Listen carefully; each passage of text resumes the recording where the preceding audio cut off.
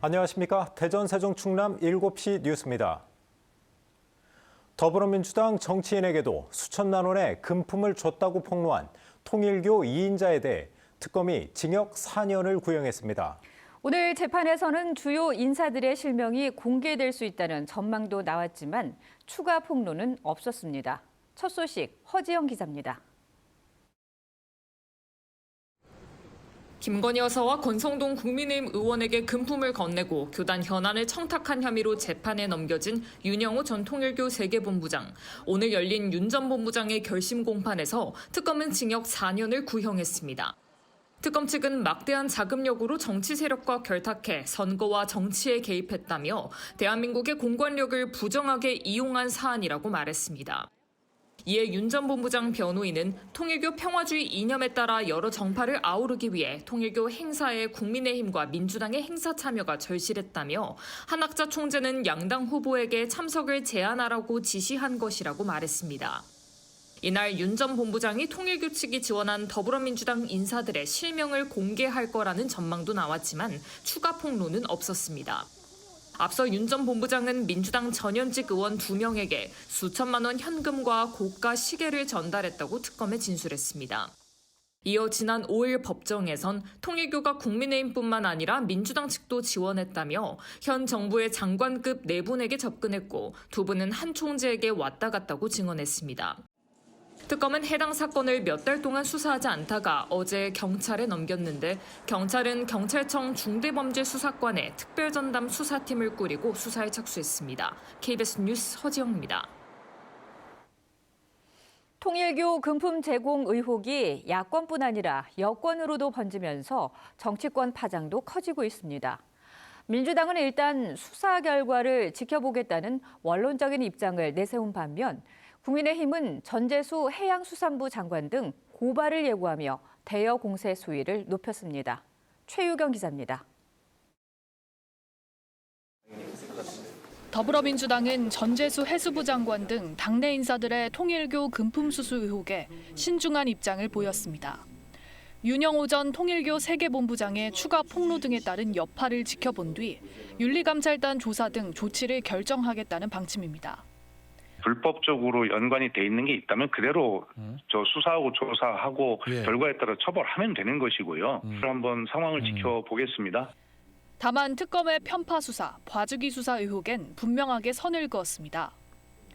진술이 확보됐다고 해서 바로 수사 대상으로 평가하고 그런 건 아닙니다. 특검이 공정한 수사를 일부러 하지 않았다, 저는 그렇게 보지는 않습니다. 국민의힘은 민주당 인사 연루 의혹을 특검이 묵살했다는 논란을 띄우며 역공에 나섰습니다. 특검은 물론 통일교 금품 수수 의혹이 제기된 전재수 장관과 민주당 전직 의원 등에 대해서도 수사기관 고발을 예고했습니다. 4개월 동안 뭉개고 있다가 어제서야 경찰 국수본에 이첩했습니다. 누가 봐도 전재수 장관 구하기를 위한 특검의 편파적인 플레이입니다. 이재명 대통령이 국무회의에서 종교단체 해산을 직접 언급한 데 대해선 추가 폭로를 틀어막으려는 공개 협박이라고 비판했습니다. 법정에서 민주당 인사 이름 한 명이라도 나오면 종교단체를 해산할 테니 각오하라는 협박일 것입니다. 조국혁신당은 국민의힘뿐 아니라 민주당도 투명하고 정정당당하게 조사나 수사에 임하라고 촉구했습니다. KBS 뉴스 최경입니다. 정치권 인사들이 통일교로부터 부적절한 후원을 받았다는 의혹이 제기된 가운데 이재명 대통령이 여야 관계없이 엄정하게 수사하라고 지시했습니다. 원칙적 대응을 강조한 건데 정교 유착에 대해선 이번 기회에 뿌리 뽑아야 한다는 대통령의 강한 의중이 담겨 있다고 대통령실은 설명했습니다. 손서영 기자의 보도입니다. 야권뿐 아니라 여권 인사들도 통일교 후원을 받았다는 주장이 나오고 있는 가운데 이재명 대통령이 메시지를 냈습니다. 이 대통령은 특정 종교단체와 정치인의 불법적 연루 의혹에 대해 여야, 지위 고하와 관계없이 엄정하게 수사하라고 지시했습니다. 법 적용이 정치적 영향을 받아서는 안 된다는 원칙을 강조한 건데 수사가 진행되는 과정에서 메시지를 냈다는 점이 이례적입니다. 국무회의에서만 2차례 정교 분리 문제를 지적한 이 대통령이 야권을 넘어 여권 정치인들로까지 의혹이 번지자 정면 돌파를 택한 것으로 풀이됩니다. 앞서 이 대통령은 헌법을 어기고 종교재단이 정치에 개입할 경우 해상 가능성을 검토하라고 지시하는 등 강경한 입장을 보여왔습니다. 개인도 범죄를 저지르고 반사회적 행위를 하면 제재가 있는데 헌법과 법률에 위반되는 지탄받을 행위를 하면 해산시켜야죠. 대통령실 고위 관계자는 이 대통령이 통일교뿐 아니라 집단적으로 당원 가입을 하거나 특정 정치인을 매수하는 등 정치에 조직적으로 개입하는 종교 집단의 행위를 뿌리 뽑겠다는 의지가 강하다고 설명했습니다. 특검 수사에 대한 공정성 시비가 확대되는 것을 차단하는 목적도 있습니다. 논란이 장기화될 경우 자칫 내란 수사와 재판 전반에 영향을 미칠 수 있다는 우려도 작용한 것으로 해석됩니다. KBS 뉴스 손서영입니다. 대통령 비서실 고위 공직자의 부동산 재산을 분석했더니 3명 중 1명은 서울 강남 지역에 집이 있었고 부동산 재산 평균 금액은 20억 원을 넘는 것으로 나타났습니다. 정부가 뛰는 집값을 잡겠다며 잇따라 부동산 정책을 발표하는 상황에서 정책 신뢰는 떨어질 수밖에 없다는 지적이 나오고 있습니다. 신수빈 기자입니다. 서울 서초구의 한 아파트. 강유정 대통령실 대변인이 본인 또는 배우자 명의 주택이라고 신고한 곳입니다. 112제곱미터 한 채 시세는 약 62억 5천만 원에 달합니다. 이태영 민정비서관이 보유한 송파구 아파트도 지난달 시세로 40억 원이 넘습니다. 올해 부동산 재산이 공개된 대통령 비서실 고위공직자 28명 가운데 유주택자는 23명. 이 가운데 9명은 이른바 강남 3구에 집이 있는 것으로 나타났습니다. 대통령 비서실 고위공직자 3명 중 1명꼴입니다. 다주택자를 포함해 유주택자 23명이 보유한 주택은 모두 38채로 절반 이상인 21채는 서울에 있었습니다. 이들 고위공직자 28명의 평균 부동산 재산은 20억 3천만 원, 일반 국민 평균의 약 5배 수준이었습니다. 개인별로는 김상우 보도지원 비서관이 75억 원으로 가장 많았고 이태영 민정비서관이 58억 5천만 원으로 뒤를 이었습니다. 소유하고 있는 집에 직접 거주하지 않으면서 전세 임대를 주는 경우도 있었습니다. 비주택까지 포함하면 11명이 임대업자로 상위 5명의 평균 임대 보증금은 8억 6천만 원을 넘었습니다. 사회적인 신뢰가 무너지는 그런 어떤 일 단면이 아닌가. 정책 어떻게 이제 우리 그 사회에 그런 신뢰를 회복할 것인가. 경실련은 고위공직자 재임 기간에는 실거주의 주택과 토지에 대해선 매매를 원칙적으로 금지해야 한다고 주장했습니다. KBS 뉴스 신수빈입니다. 대규모 개인정보 유출 사태 11일 만에 쿠팡의 박대준 대표가 사임했습니다. 국회 청문회를 일주일 앞두고 국내 법인 대표에게 사태 책임을 넘긴 건데 꼬리 자르기라는 비판을 피하기 어려워졌습니다. 이재은 기자가 보도합니다. 3,370만 명, 역대 최대 규모의 개인정보를 유출한 쿠팡. 제가 지금 현재 이 사건에 대해서 전체 책임을 지고 있고 제가 한국 법인의 대표로서 끝까지 책임을 지고 사태가 조기에 수습되도록 최선의 노력을 다하겠습니다. 쿠팡 국내 법인의 박대준 대표가 사임했습니다. 지난달 29일 쿠팡이 고객정보 유출 사실을 밝힌 지 11일만 사태가 커지면서 사실상 경질된 거란 분석입니다. 박 대표는 이번 사태의 발생과 수습 과정에서 책임을 통감한다고 밝혔습니다. 후임으로는 쿠팡 모회사이자 미국 기업인 쿠팡 INC의 해럴드 로저스 최고 관리 책임자가 임시 대표를 맡게 됐습니다. 국회 청문회가 일주일 앞으로 다가온 상황. 쿠팡의 실질적 지배력을 행사하는 김범석 의장의 등판을 막기 위한 꼬리 자르기라는 비판이 나옵니다.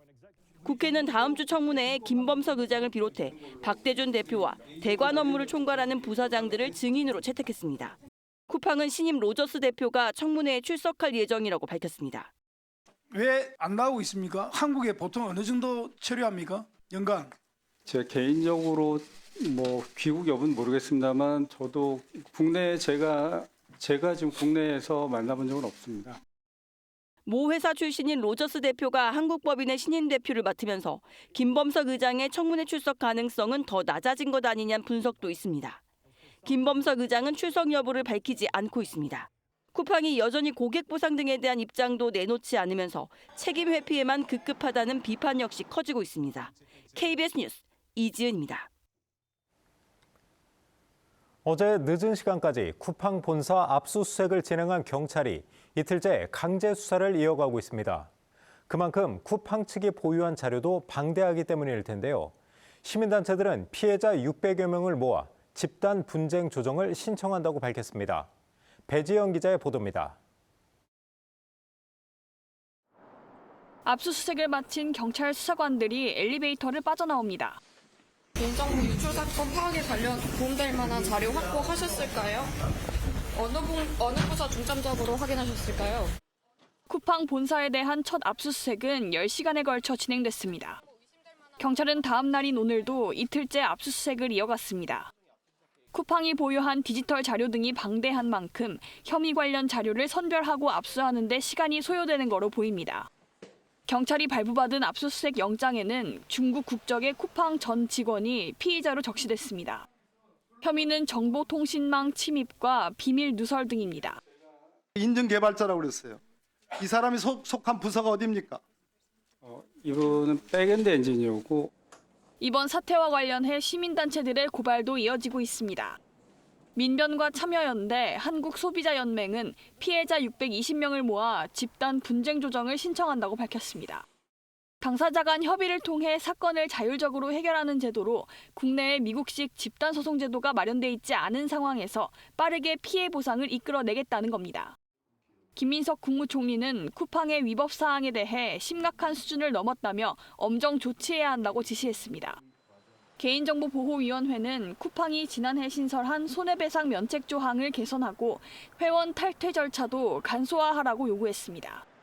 KBS 뉴스 배지연입니다. 철도노조가 내일 오전 9시부터 무기한 총파업에 돌입합니다. 한국철도 노사는 오늘 본교섭을 벌였지만 성과급 정상화 안건이 상정되지 않으며 교섭이 최종 결렬됐습니다. 철도노조는 성과급 정상화와 고속철도 통합, 안전대책 마련 등을 요구하고 있으며 파업에 참여할 것으로 예상되는 인원은 조합원 2만 2천 명 가운데 1만 명 정도입니다.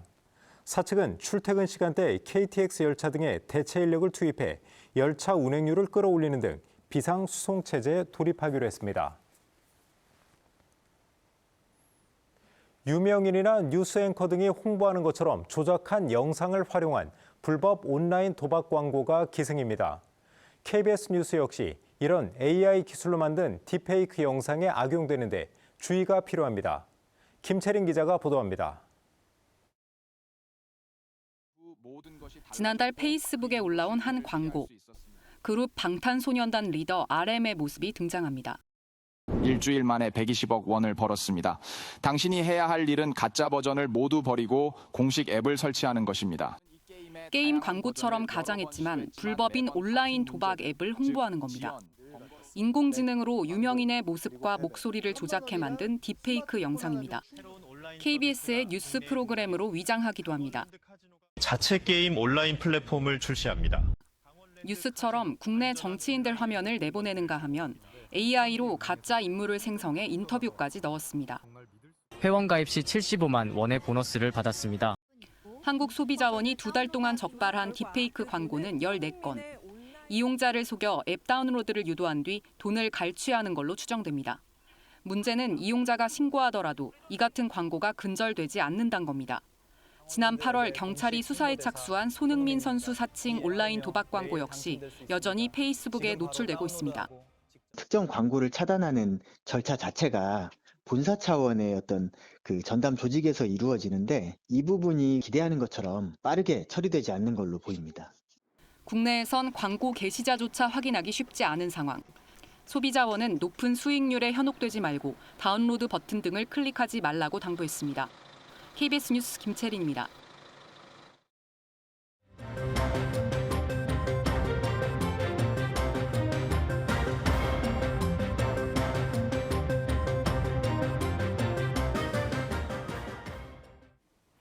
태안화력발전소에서 하청 노동자 고 김용균 씨가 숨진 지 오늘로 7년이 됐습니다. 김 씨를 기리는 7주기 추모제가 태안화력발전소 앞에서 진행됐는데 위험의 외주화를 중단하고 직접 고용을 촉구하는 목소리가 이어졌습니다. 김예은 기자입니다. 24살 청년 고 김용균 씨가 혼자 일하다 기계에 끼어 숨진 태안화력발전소. 사망 7주기를 맞아 유족과 동료 100여 명이 사고 현장에 다시 모였습니다. 죽음의 외주화 끝장내자! 김 씨가 쓰러진 건물 앞까지 행진한 참가자들은 추모의 마음을 꽃에 담아 전합니다. 7주기를 하루 앞두고 태안화력에서 일어난 폭발 사고로 2명이 또 부상당하자 안전한 일터를 다시 촉구했습니다. 이렇게 기억해주고 함께해주는 사람들 그 고마움 때문에 함께하고 있는데 안전 인식을 바꾸기 위해서. 추모제가 끝난 뒤 용산 대통령실 앞으로 간 참가자들은 하청업체의 위험을 떠넘기는 위험의 외주화를 중단하고 직접 고용을 보장하라며 목소리를 높였습니다. 김 씨의 죽음 이후 산업안전보건법이 개정되고 중대재해처벌법이 만들어졌지만 산업 현장은 크게 달라지지 않았습니다. 지난 6월 태안화력에서 재하청 노동자 고 김충현 씨가 기계에 끼어 숨졌고 지난달 울산화력발전소에서 붕괴 사고로 숨진 7명 모두 하청업체 소속이었습니다. 2인 1조는 예전부터 지킨다고 말은 했어요. 근데 고질적으로 협력체 자체는 인원수가 많지가 않아요. 그러다가 사고가 나면은 올 들어 산업재해로 목숨을 잃은 노동자는 벌써 450명을 넘어섰습니다. KBS 뉴스 김예은입니다. 태안화력에서는 어제도 발전 설비에서 폭발 사고가 나 하청 노동자 2명이 중상을 입었습니다. 가스 누출로 인한 폭발이 난 것으로 추정되는데 이미 2달 전 해당 설비의 폭발 위험성이 근로감독 과정에서 지적됐지만 안전관리는 다시 뒷전으로 밀렸습니다. 정재훈 기자입니다. 화력발전소 안 발전설비 건물에서 시뻘건 불길이 치솟습니다. 석탄을 고압 상태에서 가스로 바꿔 전기를 생산하는 설비인데 발전소 측과 수사기관은 열교환기 배관 이음새에서 가스가 누출됐고 여파로 폭발이 일어난 것으로 추정하고 있습니다. 이 사고로 배관 보수 작업 중이던 하청 노동자 2명이 화상을 입었습니다. 그런데 불과 2달 전 태안화력 근로감독에서 이미 이런 화재 폭발과 관련한 문제가 지적된 걸로 확인됐습니다. 폭발 위험이 있는 장소지만 비방폭 전기 설비를 사용하거나 가스 감지기가 설치되지 않았고 내화 구조가 아닌 배관을 사용하는 등의 내용이 드러났고 석탄가스와 설비에서만 17건의 중대한 법 위반이 적발됐습니다. 이에 대해 한국서부발전 태안발전본부 측은 고용노동부 지적사항은 모두 조치를 마쳤고 이번 사고 장소는 기존에 지적받은 위치와 연관이 없다고 밝혔습니다. 하지만 근로감독은 해당 설비 전반에 걸쳐 진행된 만큼 이번 사고와 별개로 보긴 어렵습니다. 사고가 설비 결함인지 그다음 작업상 문제가 있는 건지 일단 사고 원인 규명에 따라서 현장의 안전 조치가 제대로 됐는지를 저희들이 조사를 했습니다. 해당 설비에선 2023년 1월에도 가스 폭발로 인한 불이나 약 3년 만에 같은 사고가 반복됐습니다. 1차 합동 감식을 진행한 경찰과 노동청은 조만간 태안화력 관계자를 참고인 신분으로 불러 조사하는 등 사고 원인 규명에 집중할 예정입니다. KBS 뉴스 정재훈입니다.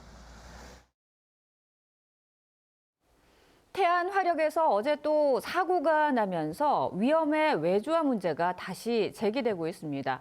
이전에 비해 법과 제도는 강화됐지만 현장은 달라지지 않았다는 지적이 나오고 있는데요. 이 사고의 원인과 반복될 수밖에 없는 문제, 공공운수노조 발전비정규직연대 이태성 지부장과 함께 알아보겠습니다. 자, 지부장님, 어제 태안화력 발전소 내 석탄가스화 복합 발전 설비, 이거를 IGCC라고 부르네요. 네, 맞습니다. 네, 여기에서 또 폭발 사고가 발생을 했습니다. 자, 매번 이렇게 잊을만 하면 발생하는 사고, 이번 발생 사고의 원인은 무엇일까요? 이 IGCC 발전소는 10년 전에 건설이 된 발전소고요. 네. 석탄을 가스화하는 신에너지 발전소입니다. 네. 그래서 세계에서 7번째이고 우리나라에서는 유일하게 서울발전이 건설해서 운영하는 발전소인데요. 네. 건설 당시에 안전 문제라든지 운영 기술에 대한 것들이 제대로 검증됐는지를 확인해 볼 필요가 있고 특히나 언론 보도에 따르면 당시에 이 건설했던 김병수 사장의 언론 보도가 있었는데요. 네. 그때 많은 시행착오와 건설 비용이 발생했다라는 보도들이 있습니다. 네. 그리고 특히나 지적될 부분은 23년도 1월 8일에 한 차례 폭발 사고가 있었고요. 네. 이때 폭발로 인해서 많은 시설물, 특히나 배관이나 고정 건축물에 대해서 많은 문제점이 아마 발생을 했을 겁니다. 네. 그리고 다시 2차 폭발이 생겼기 때문에 이런 시설과 배관의 특히 안전 정밀 진단이 필요하고 이런 것들이 제대로 됐는지를 2중, 3중으로 점검하거나 정비를 했어야 되는데 이런 측면이 이번 그 감식에서 제대로 한번 밝혀져야 될 것 같습니다. 네, 오늘 그 화재 원인을 규명하기 위해서 합동 감식이 있었는데 이 합동 감식이 이어지면서 이제 원인은 밝혀질 텐데요. 네, 안타깝게도 7년 전 오늘 김용균 씨 사망 사고에 이어서 또 올해 6월에도 김충현 씨가 끼임 사망 사고가 또 발생하지 않았습니까? 네, 그럼에도 불구하고 매번 이것이 개선되지 않고 나아지지 않고 이번에도 역시나 부상자가 2명 발생하는 이 사고가 발생을 했는데 이것의 원인을 살펴봤더니 하청의 재하청 노동자로 또 맞습니다. 확인이 됐습니다. 아무래도 이 하청의 재하청이 문제가 있다고 보시는 건가요? 그렇습니다. 이게 결국은 안전과 비용에 대한 문제가 하청으로 내려갈수록 굉장히 열악해질 수밖에 없고 특히나 내가 네 사장이 아니야. 그렇기 때문에 나의 안전은 내가 그 원청인 발전사가 책임지는 구조가 아니라 하청 니네 회사 그 사장이 책임져야 한다. 이런 논리들이 만들어지면서 그 위험한 업무와 안전까지도 더 아래로 내려가면서 비정규직 하청 노동자들이 많이 다치거나 죽는 것을 알 수가 있을 것 같습니다. 네, 태안화력뿐만 아니라 동서발전, 동해화력, 울산화력 그리고 지난 18년에 이후에 김용균 씨 이후에 12명의 사망 사고가 발생을 했던데요. 이 산재 발생 비율을 좀 비교를 해보면 어떤가요? 산재 발생 비율 측면에서도 보면 중대재해처벌법이 통과됐지 않습니까? 네. 그 이후에 사망자의 수가 확인해 본 결과 하청 노동자가 66%입니다. 이 중에 그 24년도 산재 사망자가 47.7%가 하청 노동자였습니다. 특히나 이제 발전소에서 좀 들여다볼 것은 238건의 최근 5년간의 안전사고가 발생을 했는데요. 이 중에 204건이 하청 노동자에 집중되어 있습니다. 그러니까 89%가 하청 노동자에 집중되어 있다. 이것은 기존의 통계보다 훨씬 더 발전소의 노동자들이 안전에 취약하고 재해에 많이 노출되어 있다라는 것들을 확인할 수 있습니다. 그 말씀하신 것처럼 중대재해처벌법이 이제 적용이 되는 시점에서 봤을 때 오히려 이 사망 사고라든지 사건이 좀 더 줄어야 됨에도 사고가 더 줄어야 됨에도 불구하고 크게 나아졌지 않다는 걸 저희가 이제 확인할 수 있는 거잖아요. 그렇다면은 이 현장의 안전관리 체계가 제대로 이 중대재해처벌법이 적용이 되지 않다고도 해석할 수 있는 건가요? 맞습니다. 그래서 위험의 외주화가 결국은 죽음으로 만드는 과정들을 맡게 되고 실제로 노동자들이 이 비용과 안전 문제에 대해서 자신의 노동을 책임질 수 없는 그리고 거부할 수 없는 권리들을 행사할 수가 없기 때문에 이런 그 작업 중지권이라든지 안전하지 않았을 경우에는 그 원청에게 그리고 사용자에게 직접적으로 이야기할 수 있는 구조적인 문제가 해결돼야지만이 이 문제가 해결될 수 있다고 보고 있습니다. 그 외주화에 대해서 이제 계속 이제 문제점을 지적하고 계신데 앞에다가 위험의 외주화라고 하셨거든요. 외주화가 되면서 위험해지는 이유를 좀 구체적으로 설명해 주시면 좋을 것 같습니다. 통계에서 아까도 말씀드렸지만 발전소에 그 12명 김영균 이후에 사망 사고가 12건이 발생했는데요. 그 모두가 12건 모두가 대부분 하청 노동자였습니다. 그렇기 때문에 이 위험이 외주화되면서 결국은 죽음을 이뤄낸다는 공식까지 지금 나타나고 있는 거기 때문에 이 원청의 책임 강화와 그다음에 노동자가 죽으면 그 책임을 엄하게 사업주에게 묻는 중대재해처벌법이 현장에서 제대로 작동할 수 있도록 하는 것이 필요하다고 생각합니다. 한수원 같은 경우에 이렇게 좀 비교 분석을 해보신 자료가 있던데요. 그거 자세히 예를 들어서 설명해 주시면 좋을 것 같습니다. 한수원 같은 경우는 어쨌든 중대재해처벌법 이후에 많은 안전 비용을 지금 현장에 투여를 하고 있습니다. 무려 4조 2천억 정도를 투여하고 있는데요. 상대적으로 이제 발전사는 5개로 쪼개져 있지 않습니까? 확인해 보니 5에서 7천억 정도를 지금 투여하고 있습니다. 이 비용 중에서 실제로 안전관리비라고 해서 안전에 실제로 책임질 수 있는 비용들이 있는데요. 이 비용이 채 0.1%인 30억밖에 안 됩니다. 그렇기 때문에 이런 것들이 다시 하청으로 내려가다 보면 더 비용이 줄겠죠. 그래서 실질적인 안전 인력의 투입이라든지 아까 말씀하셨던 2인 1조, 특히나 안전하지 않으면 일을 하지 않을 수 있는 이런 문화들이 현장에 자리 잡아야 되는데 이런 것들이 실제로 발전사 현장에는 지금 작동하고 있지 않은 것 같습니다. 자, 짧게 여쭤보도록 하겠습니다. 노동청이 근로감독을 통해서 이 1000건이 넘는 위법 사항을 이번에 적발을 했다고 하는데 그럼에도 불구하고 계속해서 이 위험의 외주화가 이어지고 있거든요. 이것을 끊어내기 위해서 시급히 개선돼야 할 점이 있다면 뭐가 있을까요? 이번 특별근로감독을 통해서 확인해 본 결과 발전 5사에 대략 한 10,000건 정도의 안전 지적이 있었는데요. 대부분 보면 안전 발판이라든지 안전 난간이라든지 추락을 방지하는 시설을 많이 지적했습니다. 폭발 사고에서 확인해 본 결과 폭발로 인한 사실 설비나 특히나 배관에 여러 가지 문제점들이 지금 누적되고 있는데요. 이런 정밀 진단을 통해서 실질적인 안전 대책을 마련해야 되고 김영균과 김충현이라고 하는 여전히 발전소의 하청 노동자들이 지금 홀로 작업을 하다 죽지 않습니까? 문재인 정부 때 공공부문 비정규직 정규직 전환을 이야기했습니다. 그때 위험의 외주화를 막는 방법은 결국은 정규직 전환을 통해서 제대로 일할 수 있는 발전소 현장을 만든다고 했습니다. 그런데 그 약속이 이제 7년이 지난 오늘 위험은 멈추지 못했습니다. 그래서 죽음의 발전소도 멈추지 못했습니다. 그래서 저희가 이야기하는 것은 이재명 정부의 손영공 대통령이 되셨지 않습니까? 발전소의 죽음의 외주화를 멈춰달라고 하고 이 제도되는 정규직 전환을 통해서 발전소에서 더 이상 나의 동료이자 나의 가족이자 제가 될 수도 있는 이 죽음의 일터를 멈춰달라고 호소하고 있습니다. 네, 알겠습니다. 오늘 말씀은 여기까지 듣도록 하겠습니다. 고맙습니다. 고맙습니다.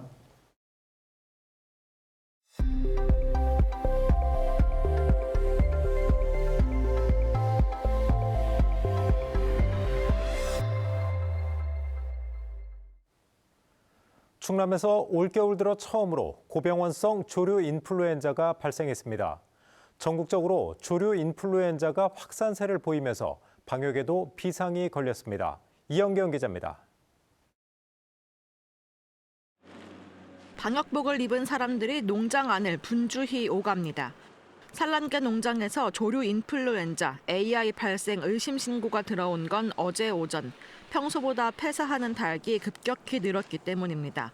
확인 결과 H5N1형 고병원성 AI로 판명됐습니다. 이번 겨울 들어 경기도와 충북 등 전국에서 AI 발병이 잇따랐지만 충남에서 발생한 건 처음입니다. 최근 이 농장에서 17km가량 떨어진 아산 봉강천의 야생조류 분변에서 고병원성 AI 항원이 확인됐고 20km 떨어진 경기도 평택에서도 AI 확진 농가가 나와 위기감이 높은 상황이었습니다. 방역당국은 관련성 등 역학조사에 나섰습니다.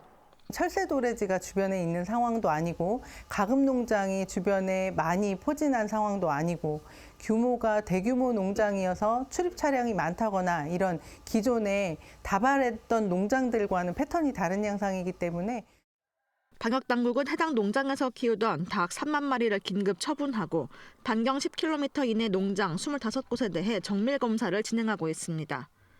천안시와 다른 시도를 오가는 길목 3곳에 거점 소독시설을 운영하고 방역을 강화했습니다. 오늘 경기도 안성의 산란계 농장에서도 AI가 추가로 확인되면서 아산과 세종에는 내일 오전 11시까지 일시 이동 중지 명령이 내려진 상태입니다. 방역당국은 철새들이 북상하며 이동하는 시기인데다 유럽 등 전 세계적으로 AI가 확산 추세인 만큼 철저한 방역수칙 준수를 당부했습니다. KBS 뉴스 이연경입니다. 대전시 개인택시조합이 LPG 공급계약 위반으로 거액을 배상할 처지에 놓였습니다. 조합원들은 조합장의 독단적 행동으로 막대한 손해를 보게 됐다며 조합장을 경찰에 고소했습니다. 박연성 기자가 취재했습니다. 개인 택시기사 5,400명의 조합비로 운용되는 대전시 개인택시 조합. 최근 LPG 공급업체를 바꾸는 과정에서 기존 업체 측에 20억 원을 물어줄 위기에 처했습니다. 새 업체와 공급 계획을 체결하면서 기존의 계약 기간을 어겼다는 1심 판단이 나왔기 때문입니다. 몇 차례나 쫓아다니면서 이거 제가 따져보니까 계약 위반입니다. 계약 날짜 아직 도래 안 됐습니다. 이렇게 얘기를 했는데도 불구하고 조합의 전체 자본이 70억 원인데 이 가운데 3분의 1 가까이를 물어줄 상황. 일부 이사들은 조합장이 위약벌 조항을 알고도 독단적 행동으로 손해를 입혔다며 배임 혐의로 조합장을 고소했습니다. 손해액이 우리가 대충 추산이 한 30억 정도가 됩니다. 30억 정도가 되고 그것을 우리 개인택시 운송 사업조합이 이제 파탄으로 갈 수가 있어요. 항소 여부를 둘러싼 갈등도 커지고 있습니다. 이사회는 조합장의 실책이 명백한 것으로 보고 항소 포기를 의결했지만 조합장은 승소 가능성이 있다며 직권으로 항소를 준비하고 있습니다. 해당 조합장은 1심 재판부가 잘못된 증거를 준용해 판결에 문제가 있는 만큼 당연히 항소해야 한다는 입장입니다. 또 조합 내 논란들은 내년 조합장 선거를 앞두고 특정 세력이 충전소업자와 조합을 흔들려고 벌이는 일이라고 주장했습니다. 현 조합장의 사퇴를 촉구하는 비대위가 발족한 가운데 비대위는 법적 다툼을 위한 후원금 모집에도 나섰습니다. KBS 뉴스 박연선입니다. 이른바 불수능 논란 속에 오승걸 한국교육과정평가원장이 난이도 조절 실패에 책임을 지고 사퇴했습니다. 오 원장은 입시 혼란을 야기한 점에 대해 책임을 통감한다고 밝혔습니다. 최광호 기자가 보도합니다. 2026학년도 수능의 난이도 조절 실패 논란 속에 오승걸 한국교육과정평가원장이 스스로 물러났습니다. 수능 시험이 실시된 지 27일 만입니다. 한국교육과정평가원은 오 원장이 2026학년도 수능 문제와 관련해 무거운 책임을 통감하며 평가원장직을 사임했다고 밝혔습니다. 평가원은 영어 영역의 출제가 절대평가 취지에 부합하지 못해 수험생과 학부모님들께 심려를 끼쳐드리고 입시에 혼란을 야기한 점에 대해 무거운 책임을 통감한다고 설명했습니다. 이어 이번 수능을 계기로 출제 전 과정에 대한 검토와 개선안을 마련해 향후 수능 문제가 안정적으로 출제돼 공교육 정상화에 기여할 수 있도록 최선을 다하겠다고 전했습니다. 앞서 올해 치러진 수능에서는 절대평가 방식인 영어의 1등급 비율이 3.11%에 불과했던 것으로 집계돼 불수능 논란이 일었습니다. 다른 과목에 적용되는 상대평가의 1등급 비율 4%보다 오히려 낮은 수치입니다. 영어 과목에는 애초 과도한 사교육 완화 등을 목적으로 2018학년부터 예외적으로 절대평가제가 도입된 상황이었기 때문에 지나치게 어려운 문제로 절대평가의 도입 취지가 훼손됐다는 평가가 나왔습니다. 또 향후 수시 전형에서 수능 최저 등급 달성 실패 등으로 인한 수험생들의 혼란도 이어졌습니다. 앞서 전교조, 교사노조 등 100여 개 교육단체로 구성된 교육대개혁 운동본부는 평가의 교육적 가치를 지켜내지 못했다며 공개적으로 오 평가원장의 사퇴를 촉구하기도 했습니다. KBS 뉴스 최강호입니다. 원로 배우 김지미 씨가 향년 85세로 세상을 떠났습니다. 고인이 이사장을 맡았던 영화인협회는 영화인장을 준비 중입니다. 이윤재 기자가 보도합니다. 원로 영화배우 김지미 씨가 향년 85세로 별세했습니다. 오늘 영화계에 따르면 김지미 씨는 미국에서 눈을 감았습니다. 김 씨는 최근 대상포진을 앓은 뒤 몸이 약해지면서 세상을 떠난 것으로 전해집니다. 1940년 충남 대덕군에서 태어난 고인은 1957년 김기영 감독의 황혼열차로 데뷔해 1990년대까지 작품을 남긴 한국 영화계의 대표 스타 배우입니다. 빼어난 외모로 동양의 엘리자베스 테일러로 불리며 당대 최고의 스타로 자리 잡았습니다. 1974년 김수용 감독의 토지, 1985년 임권택 감독의 길소뜸 등으로 거장들과도 호흡하며 파나마 국제영화제 여우주연상, 대종상 여우주연상 등을 수상했습니다. 최고의 인기 배우로 활동한 이력에 2010년 화려한 여배우라는 이름으로 영화인 명예의 전당에 오르기도 했습니다. 제작사 지미 필름을 설립하고 영화진흥위원회 위원을 역임하는 등 작품 외에도 활발한 활동을 펼치며 한국 영화계를 지켜왔습니다.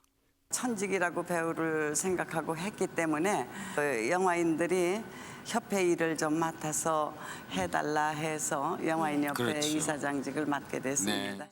한국영화인협회는 협회 주관으로 영화인장을 준비 중입니다. 고인의 장례는 미국에서 치러질 예정으로 알려졌습니다. KBS 뉴스 이윤재입니다.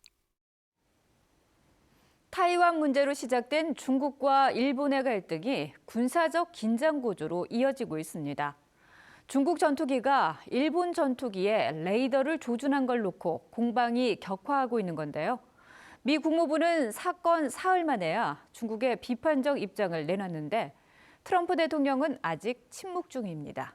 홍진아 기자가 보도합니다.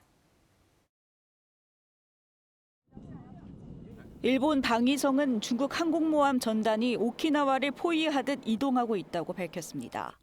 중국 전투기가 일본 전투기를 레이더로 겨냥해 논란이 벌어진 뒤에도 중국 항모 전단은 오키나와 인근을 누비며 훈련 중입니다.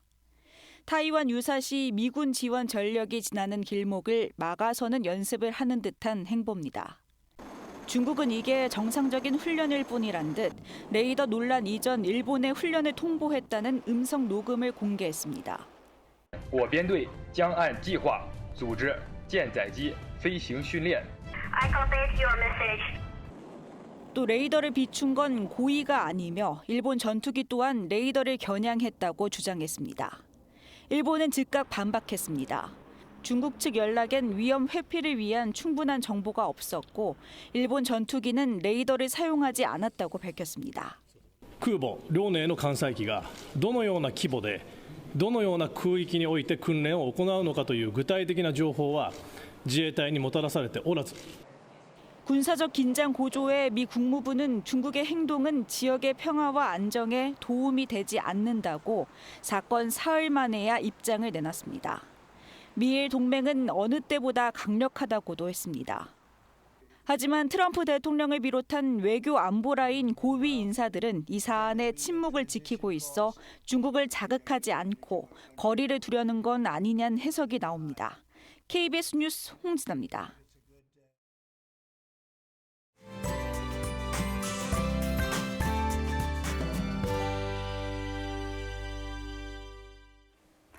내일은 우산 하나 챙겨 나가셔야겠습니다. 전국에 비 소식이 있겠는데요. 우리 지역은 새벽부터 오전까지 오락가락 이어지겠습니다.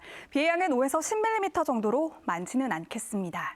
다만 오후부터 바람이 강하게 불어 시설물 안전에는 유의하셔야겠는데요. 특히 충남 서해안을 중심으로 강풍특보가 내려질 가능성이 높겠습니다.